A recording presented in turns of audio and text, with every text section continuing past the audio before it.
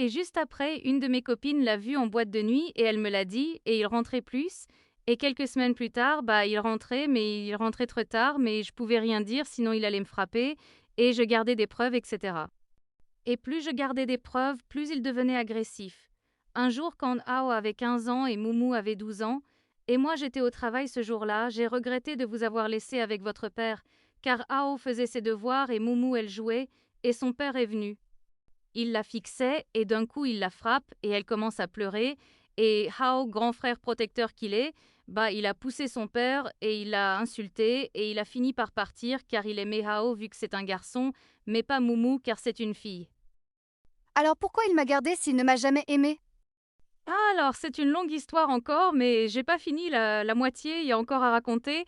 Et je vous dis un truc, faut le retenir. Alors, faut jamais faire confiance aux gens, car au final, ils vont juste Ma mère m'a toujours dit ça. Ah bah voilà, écoute, ta mère, elle a raison. Bon, laissez-moi finir ce que je racontais. Après, quand Mumou a eu 14 ans, j'ai demandé le divorce et j'ai voulu prendre les deux enfants, mais il m'a menacé et m'a dit que si je divorçais ou que je prenais sa fille, il allait me tuer. Mais moi, j'ai dit que j'allais porter plainte et qu'il allait partir en prison, donc il a stressé.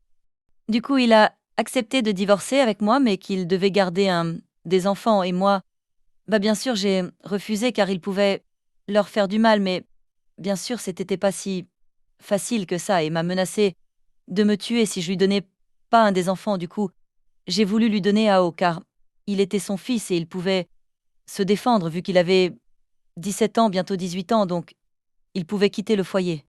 Mais nous, bien sûr, monsieur a forcé pour garder Sionmu, et moi je refusais, mais il me frappait à chaque fois que je refusais. Donc j'ai divorcé, mais il a gardé ma fille, donc j'ai refait ma vie avec un autre homme, et je suis une célébrité, et j'envoyais des gens te surveiller. Mais il me disait qu'il voyait souvent avec des bleus, donc j'ai su ce que c'était lui. Du coup, ils m'ont dit que t'allais au MTO, et j'ai dit à Ao d'aller au McDo, et c'est comme ça que t'es là. Ah oui, c'est vraiment une très longue histoire. Bon, maintenant je peux porter plainte, maintenant que t'es là, mais il faut signer des papiers pour que tu sois désormais ma fille. Je suis enfin libérée. Wesh, tu vas pleurer là? Je suis juste émue.